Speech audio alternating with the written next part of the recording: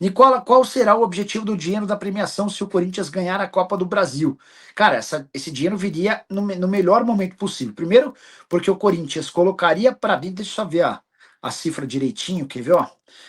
Cotas Copa do Brasil 2025. Esse dinheiro, por exemplo, poderia ser importantíssimo para pagamento de direitos de imagem atrasados, mas mais do que isso, para o transfer ban. O Corinthians tem 85 milhões de reais pendentes que impedem o Timão de registrar novos atletas. Ó, o campeão da Copa do Brasil desse ano vai ter direito a 33 milhões de reais. Não, não, não, não, não. Esse valor do vice-campeão. O vice, se o Corinthians conseguir passar pelo Cruzeiro, ele tem no mínimo 33 milhões de reais garantidos, tá? O título vale 77 milhões de reais. É bastante dinheiro em jogo. Só para vocês entenderem, o título da Libertadores vale 129 milhões. A gente está falando de mais da metade do prêmio da Libertadores sendo pago ao campeão da Copa do Brasil. Bastante dinheiro em jogo. Com esses 77 milhões, o Corinthians tinha praticamente todo o dinheiro para resolver seus transfer bans. Alguma quente no meu timão hoje? Paulão, vamos lá. Falei sobre Memphis Depay e os 125 dias de ausência na temporada. Queria explicar um pouquinho sobre a situação do Hugo Souza. O Hugo deve estar à disposição do Corinthians para a partida contra o Cruzeiro no dia 10 de dezembro, semifinal da Copa do Brasil. Mas a demora na recuperação do Hugo tem causado enorme estranheza. O Hugo já completou 3 semanas de ausência por conta de uma paulistinha ou tostão, como queiram. Aquele choque absolutamente normal que você toma na coxa. Dói pra caramba na hora, no dia seguinte, mas a partir do terceiro dia fica tudo relativamente ok. Em relação ao Hugo, não funcionou assim. O goleiro do Corinthians, inclusive, perdeu uma convocação para a seleção brasileira por conta de dores nessa paulistinha, causadas pela paulistinha, que acabaram se transformando numa lesão um pouco mais séria. Ele tem treinado com o restante do grupo, mas não demonstra confiança para fazer alguns movimentos super importantes para o goleiro. Até por isso, ainda não dá para cravar que ele tem confirmação e presença para o jogo do dia 10. A tendência é que até lá ele esteja recuperado. Você sabia que Memphis Depay, o jogador mais bem pago do futebol brasileiro, não esteve à disposição do Corinthians em 4 dos 11 meses de 2025? Para explicar esses números, Memphis Depay está contundido pela 6ª vez na temporada.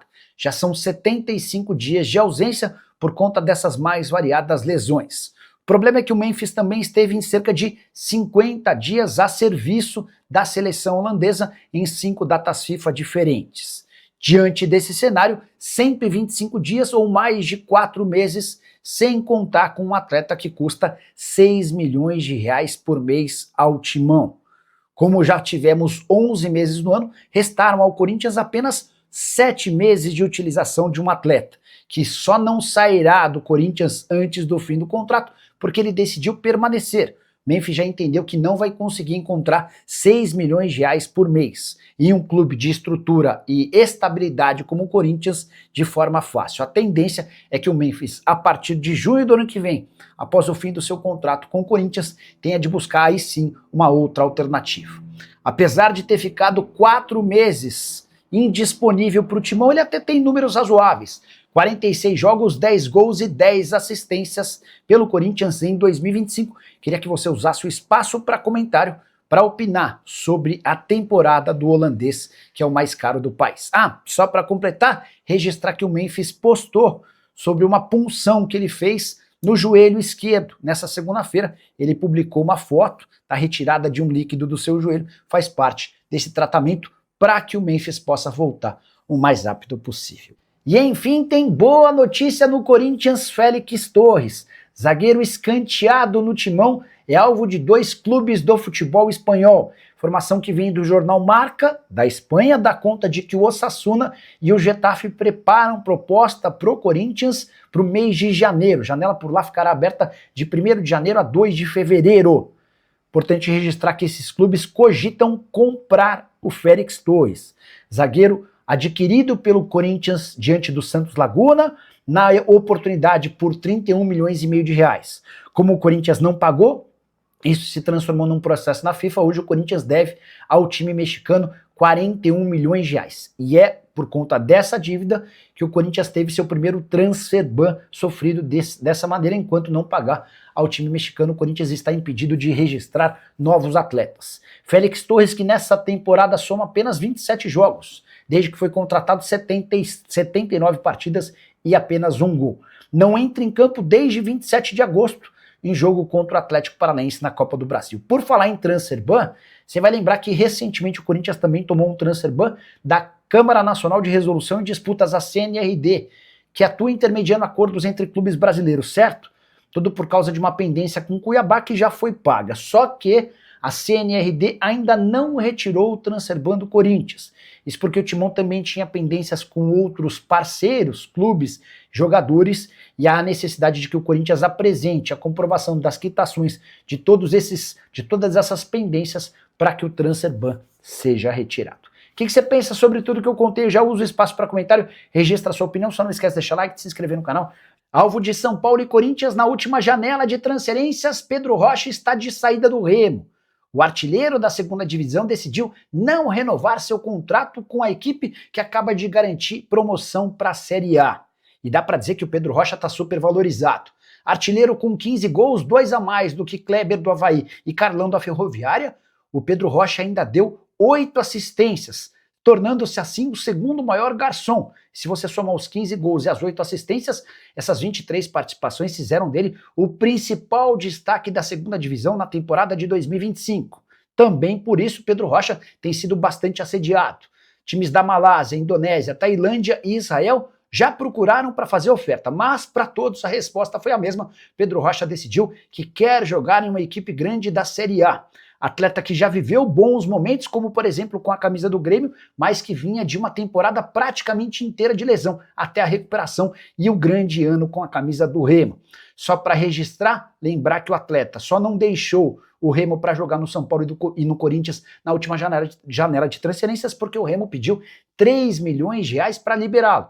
Quantia considerada muito alta para alguém que vivia as últimas semanas do seu contrato. Foi um grande acerto do Remo, porque o Pedro Rocha foi absolutamente decisivo, inclusive no último jogo, na vitória de virada contra o Goiás, com 1 gol e 2 assistências do empresário do Pedro Rocha, Hamilton Bernard.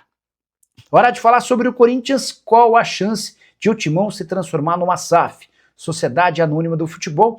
Esse assunto tem ganhado cada vez mais importância entre torcedores do Corinthians diante da realidade financeira do clube, que deve quase 3 bilhões de reais.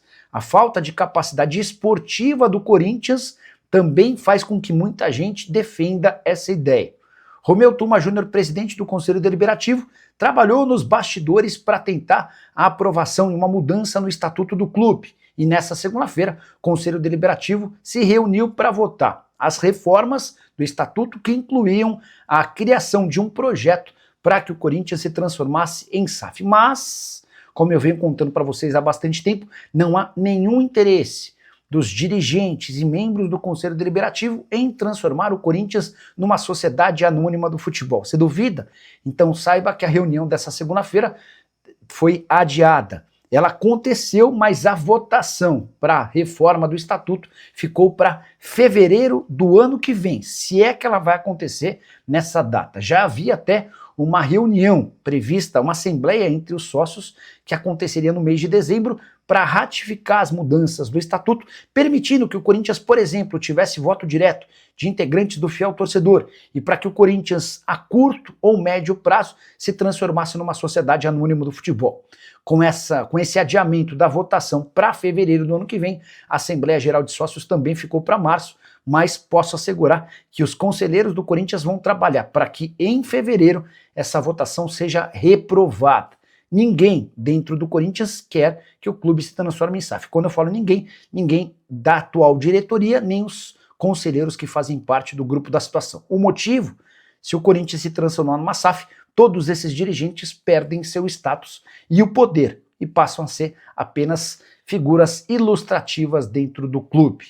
Só para registrar ainda, próxima eleição para presidente do Corinthians acontece em dezembro de 2026. Existe a possibilidade de o Corinthians ficar de fora da Copa São Paulo de Juniores de 2026? Logo, o Corinthians, o maior campeão do torneio, com 11 taças? E a resposta é sim. Federação Paulista de Futebol tem tentado contornar os problemas entre clubes para permitir que o Timão faça parte do torneio. Mas, nesse momento, ainda não há uma definição. E a treta começa em janeiro desse ano, quando o Corinthians foi excluído do movimento de clubes formadores do futebol brasileiro. Tudo porque o Timão contratou Pedro Morelli, de 15 anos de idade, que pertencia ao Palmeiras. Esse movimento fora de um combinado entre os clubes resultou na expulsão do Corinthians do movimento de clubes formadores. A partir daí, uma série de guerras foram construídas especialmente entre Corinthians e Palmeiras. O caso mais emblemático foi a Copa Votorantim, que é um torneio para a categoria sub-15 dos mais importantes. O Corinthians, os clubes participantes dessa Copa Votorantim exigiram que o Corinthians fosse excluído do torneio. Acontece que o organizador do torneio é torcedor fanático do Corinthians. E ele não gostou da forma como foi exigida a expulsão do clube. E mais, como esse comunicado foi feito muito próximo da realização do torneio, o dono da Copa Votorantim disse: não vou abrir mão do Corinthians, se vocês quiserem, vocês saiam. E foi o que aconteceu, 12 times acabaram por abrir mão da participação na Copa Votorantim, que precisou enxertar clubes bem pequenos do interior de São Paulo, mudando radicalmente o contexto e o tamanho desse torneio na edição de 2025. Federação Paulista tem trabalhado demais para aparar as arestas, ainda que o Corinthians não volte ao movimento de clubes formadores por agora, para que o Timão possa participar do torneio. Mas não dá para cravar que o Timão estará na competição. Antes de gravar o vídeo, consultei o Nenê do Posto, que é o diretor da base do Corinthians. E ele entende que a chance de o Corinthians ficar fora da Copa São Paulo hoje é zero. Até por conta de toda a vontade do Reinaldo Carneiro Bastos, presidente da entidade, em contar com a presença do Timão. Mas, enquanto não for oficializada a tabela do campeonato, não dá para cravar Timão na Copa São Paulo. Fala pessoal, estamos aí com atualizações importantes do Corinthians. Se inscreva e ative o sininho para receber mais atualizações do Timão. Deixe seu like, que é muito importante para o crescimento do canal. Utilize o espaço aqui embaixo para registrar sua opinião. Ficamos por aqui com mais esse giro de notícias. Um abraço e até o próximo vídeo.